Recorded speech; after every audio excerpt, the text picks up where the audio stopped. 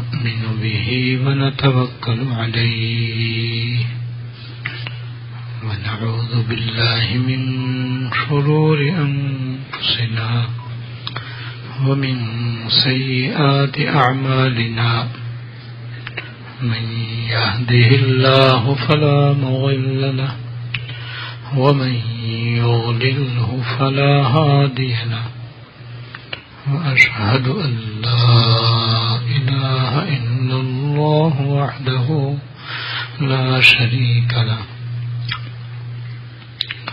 وأشهد أن سيدنا ونبينا ومولانا محمدا عبده ورسوله صلى الله تعالى عليه وعلى آله وأصحابه وبارك وسلم تسليما كثيرا اما بعد. میرے قابل احترام بزرگوں، حیات المسلمین کی روح نمبر 20 کی حدیث نمبر 6 کا بیان چل رہا ہے. اس حدیث کے تحت حضرت تھانوی رحمۃ اللہ علیہ نے کثرت اولاد کے متعدد فوائد بیان فرمائے ہیں، جن میں سے 3 فائدوں کا گزشتہ منگل بیان ہو گیا تھا. باقی فوائد انشاءاللہ اس وقت بیان ہوں گے. فائدہ نمبر 4 یہ ہے، جو بچے بچپن میں انتقال کر جاتے ہیں وہ قیامت کے روز اللہ تعالی سے سفارش کر کے اپنے والدین کو بخشوائیں گے.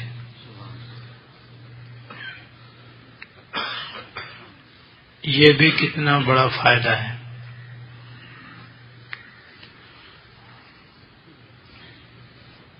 مسلمان میاں بیوی کے جو اولاد ہوتی ہے، چاہے وہ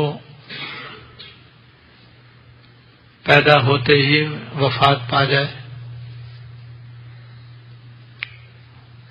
اور چاہے کچھ بڑی ہو کر انتقال کر جائے اور چاہے بالغ ہونے سے پہلے فوت ہو جائے اور چاہے بالغ ہونے کے بعد نیک و صالح ہو کر اس کا انتقال ہو جائے،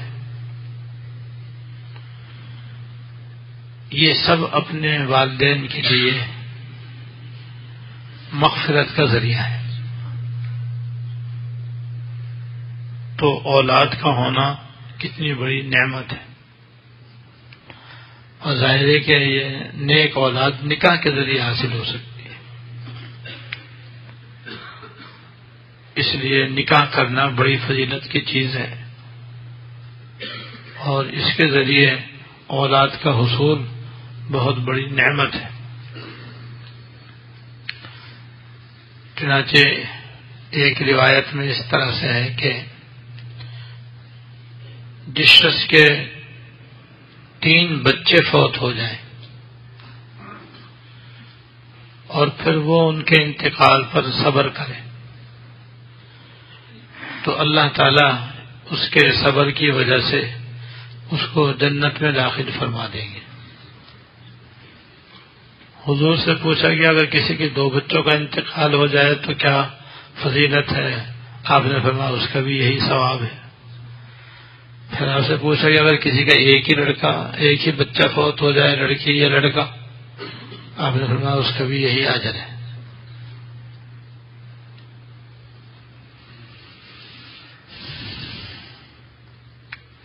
اسی طرح ایک روایت میں یہ ہے کہ جس شخص کے اولاد ہو اور وہ بچپن میں فوت ہو جائے اور ماں باپ اس کے انتقال پر صبر کریں تو اس کے بدلے اللہ تعالیٰ ماں باپ کو دوزخ سے بچا لیتے ہیں. اور ایک روایت میں یہ ہے کہ جو بچہ ماں کے پیٹ سے پیدا ہوتے ہی مر جائے تو قیامت کے دن وہ اپنی ناف کے ساتھ، جو عام طور پر جب بچہ پیدا ہوتا ہے تو ماں کے پیٹ سے ناف کے ساتھ بچہ باہر آتا ہے اور پھر ڈاکٹر اسے کاٹ دیتے ہیں، اس میں گرہ لگا کر کے اندر کہتے ہیں، اسے سونڈی کہا جاتا ہے، اس کو ناف کہتے ہیں. تو وہ بچہ جو اپنی ناف کے ساتھ ماں کے پیٹ سے باہر آیا ہے اور انتقال کر گیا ہے تو قیامت کے دن وہ اپنی ناف کے ساتھ ہی اپنے ماں باپ کو کھینچ کر جنت میں لے جائے گا.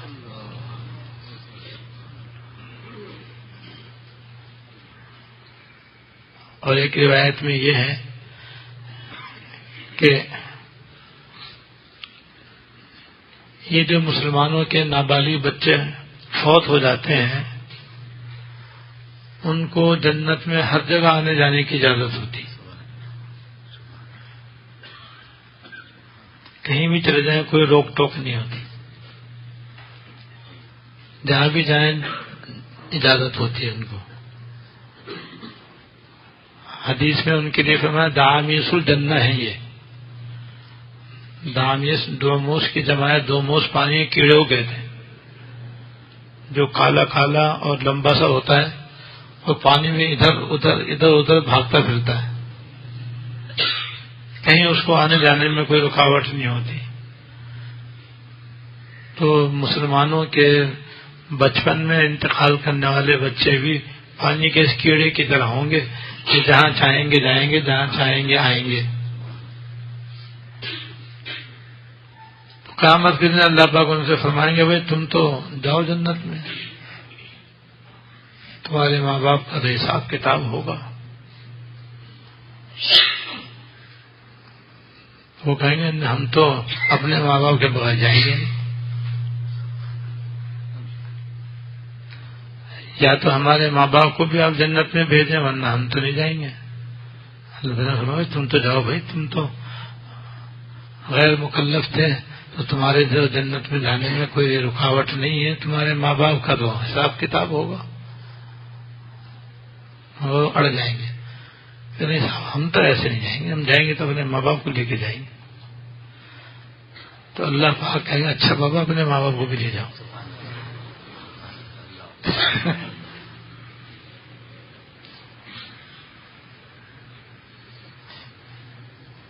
تو یہ ماں باپ نابالغ بچے مسلمانوں کے قیامت کے دن اللہ تعالیٰ سے اپنے ماں باپ کے لیے بھی سفارش کریں گے اور ان کی سفارش اللہ تعالیٰ قبول فرمائیں گے اور پھر وہ اپنے ساتھ اپنے ماں باپ کو بھی جنت میں لے جائیں گے.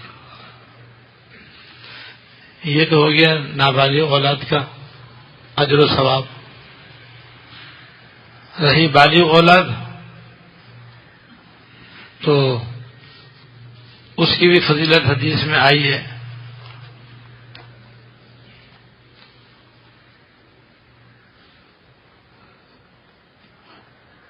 نمبر 5 میں حضرت نے یہی فائدہ بیان فرمایا کہ جو اولاد بالغ ہو کر نیک بنے وہ بھی اپنے ماں باپ کے لیے سفارش کرے گی. چنانچہ حضرت ہے روح نمبر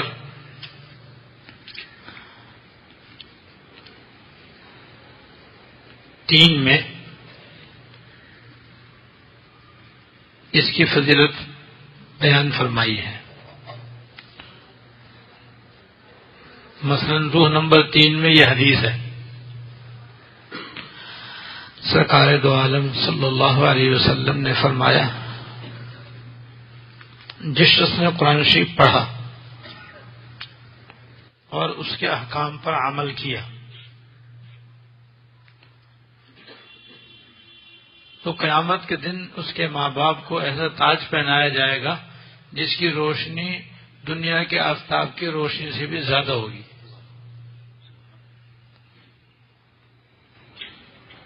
یہ حافظ قرآن باعمل کی فضیلت ہے. جو بچہ حافظ قرآن کریم ہوگا اور نیک ہوگا تو اس کے ماں باپ کو قیامت کے دن ایسا روشن تاج پہنایا جائے گا کہ دنیا کا سورج بھی اس کے آگے کچھ نہ ہوگا. جو آفتاب دنیا کے گھروں میں کسی گھر میں آ جائے تو کتنی روشنی ہوگی. یعنی اس وقت آفتاب کروڑوں میل دور ہے ہم سے، تب یہ حال ہے کہ دوپہر کو کونا کونا روشن. تو اگر یہ سورج کسی گھر میں آ جائے تو روشنی ہی روشنی ہوگی، اندھیرے کا نام و نشان بھی نہ ہوگا. ایسا روشن تاج باعمل حافظ کے والدین کو پہنایا جائے گا.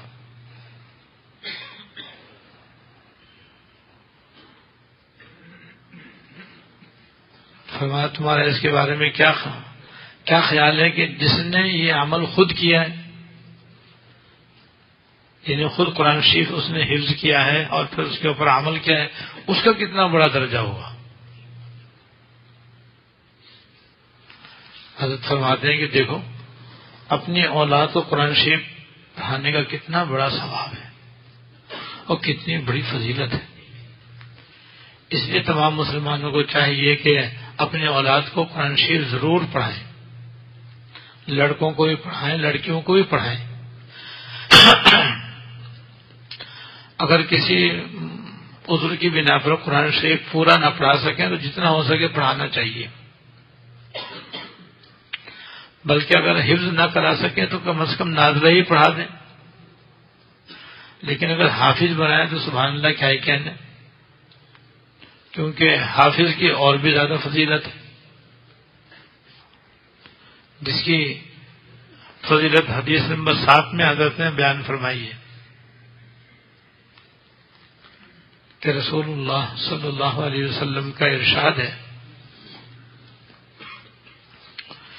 جو شخص قرآن کریم پڑھے اور اس کو زبانی یاد کرے یعنی حفظ کرے، پھر قرآن کریم نے جن چیزوں کو حلال قرار دیا ہے ان کو حلال سمجھے اور جن کو حرام قرار دیا ہے ان کو حرام سمجھے اور اس کے حرام سمجھنے کا عقیدہ رکھے اور اس کے مطابق عمل کرے. یعنی حرام سے اپنے آپ کو بچائیں، حلال کا استعمال کریں تو اللہ پاک اس کو جنت میں داخل فرما دے گی. اور اس کے خاندان کے ایسے 10 افراد کے حق میں اللہ تعالیٰ اس کی سفارش قبول فرمائیں گے جن کے لیے جہنم واجب ہو چکی تھی. یعنی بعمل حافظ قرآن کریم کی سفارش سے اللہ تعالیٰ اس کے گھر کے 10 افراد کو دوزخ سے بری فرما دیں گے جو اپنی بدعمالیوں کی وجہ سے جہنم کے واجبی طور پر مستحق ہو گئے تھے. اب ان کو بجائے دوزخ میں جانے کے اللہ تعالیٰ جنت میں داخل فرما دیں گے. اس حدیث سے قرآن شریف اولاد کو حفظ کرانے کی کتنی بڑی فضیلت معلوم ہوئی کہ حافظ قرآن کریم باعمل کی سفارش سے اس کے خاندان کے 10 افراد بخشے جائیں گے. اور ظاہر ہے کہ خاندان میں سب سے قریب تو اس کے والدین ہی ہیں، سب سے قریب تو اس کے والدین ہی ہیں. اس لیے ان کی سفارش سے ان کے والدین کی بخشش یقینی ہے. بہرحال اس حدیث سے اولاد کو حافظ بنانے کی کتنی بڑی فضیلت معلوم ہوئی. پھر ایک اور بڑی فضیلت ہے جس کی طرف میں نے گزشتہ منگل بھی اشارہ کیا تھا کہ اگر کسی نے اپنے بچے کو نازل قرآن شریف پڑھا دیا یا اس کو حفظ قرآن شریف کرا دیا اور اللہ کرے کہ وہ بعمل بھی ہو. تو اب جب ساری زندگی وہ قرآن شریف انشاءاللہ پڑھے گا تو جس طرح قرآن شریف پڑھنے کا ثواب اس حافظ یا ناظرہ پڑھنے والے کو ملے گا اتنا ہی ثواب اس کے ماں باپ کو ملے گا. کیوں؟ ماں باپ نے اس کو قرآن شریف پڑھوایا، چاہے ناظرہ پڑھوایا یا حفظ کروایا، تو ماں باپ نے نیکی کی نا، اور یہ نیکی صدقہ جاریہ. تو اب زندگی بھر جو بچہ قرآن شریف پڑھتا رہے گا ماں باپ کے پڑھانے کی وجہ سے ماں باپ کو برابر ثواب ملتا رہے گا. بچہ یہ سارے ثواب کرے یا نہ کرے، یہ سارے ثواب کرے گا تو اس کا ثواب الگ ملے گا ماں باپ کو، اور اگر وہ یہ سارے ثواب نہ کرے تب بھی قرآن شریف پڑھنے کا ماں باپ کو ثواب ملتا رہے گا. اور یہ صرف قرآن شریف کی تلاوت ہی کے ساتھ خاص نہیں ہے، بلکہ ماں باپ نے اپنے بچے کو جتنی نیکیاں سکھائی ہیں، نیکیاں بتائی ہیں، نیکیاں کرنے کی اس کی عادت ڈلوائی ہے. جیسے ماں باپ جو نیک ہوتے ہیں تو اپنے اولاد کو نمازی بھی بناتے ہیں، تو پھر وہ اولاد نمازی بننے کے بعد زندگی بھر نماز پڑھتی رہتی ہے، رمضان کے روزے بھی رکھواتے ہیں، اور پھر زندگی بھر اولاد روزے رکھتی ہے. اپنی زندگی میں ان کی بعض دفعہ قربانی بھی کرتے ہیں، پھر اولاد بھی ان کے بعد قربانی کرتی رہتی ہے. یہ سب نیکیاں ہیں نا جو ماں باپ نے اپنی اولاد کو سکھائی ہیں. تو اب یہ جتنی نیکیاں ماں باپ نے اپنے اولاد کو سکھائی ہے اور وہ ماں باپ کے مرنے کے بعد وہ نیکیاں کرتے رہیں گے تو جب تک کرتے رہیں گے ماں باپ کو برابر ثواب ملتا رہے گا.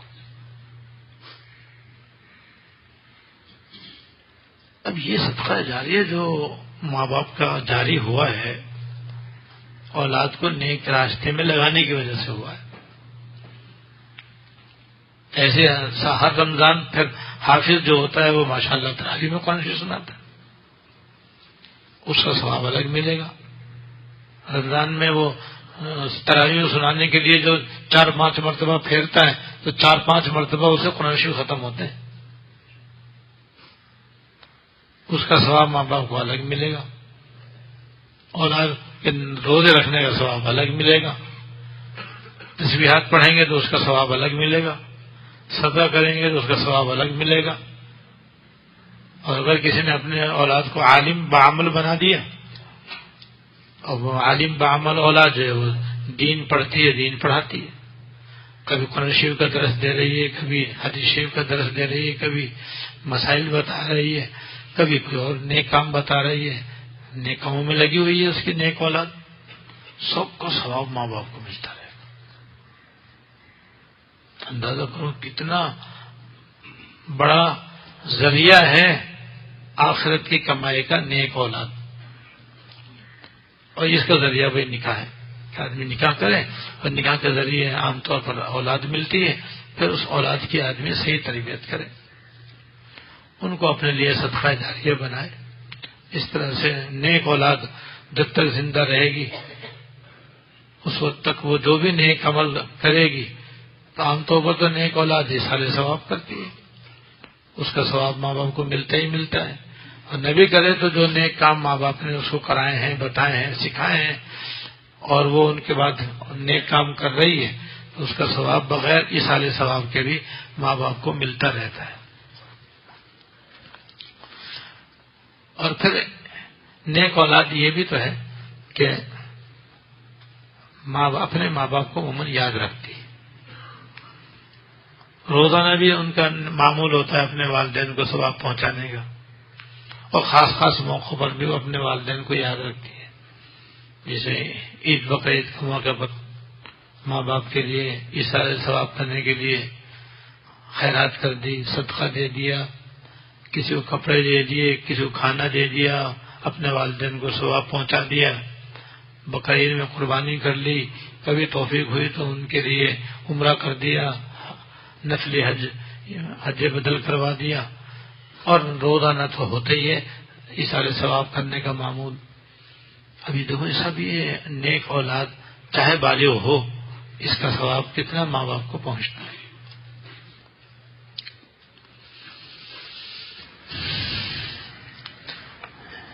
ایک واقعہ یاد آیا.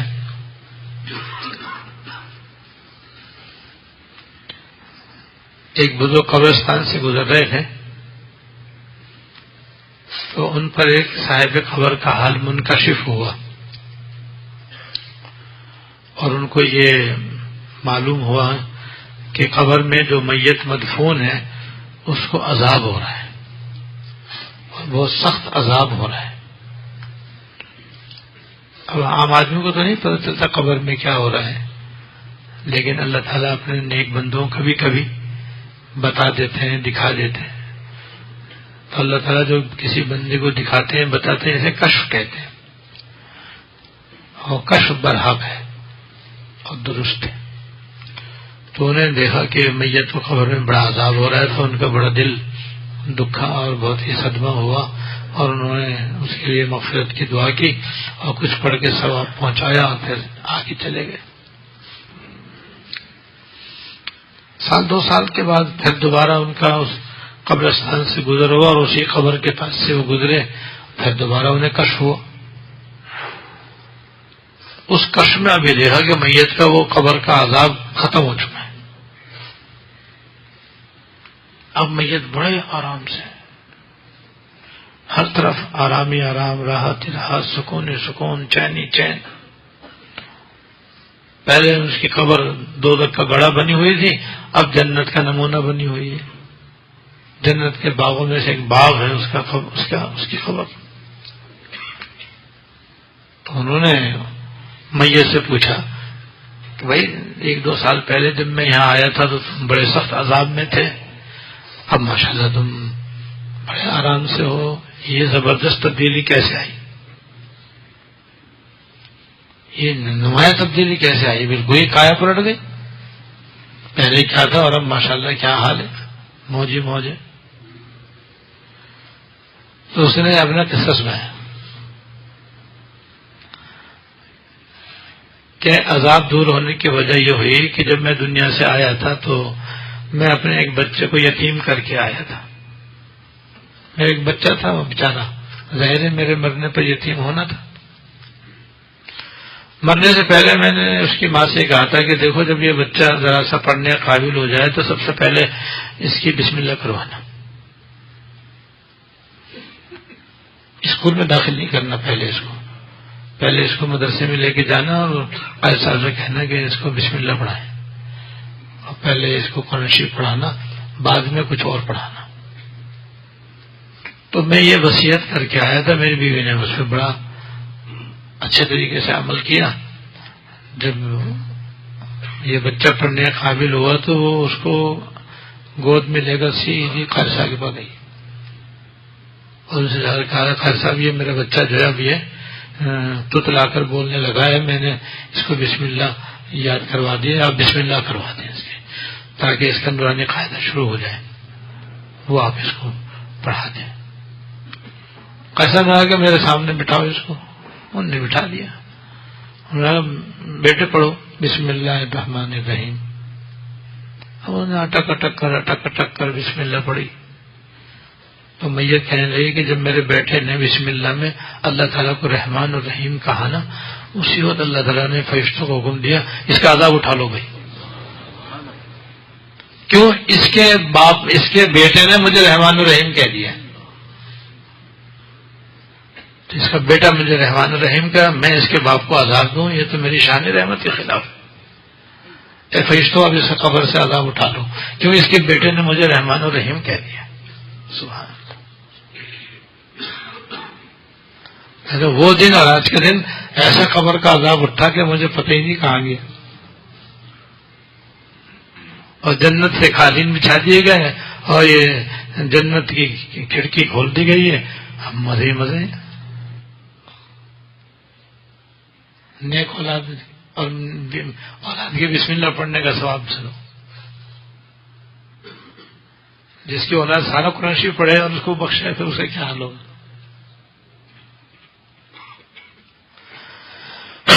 ایک اور عجیب و غریب قصہ یاد ہے.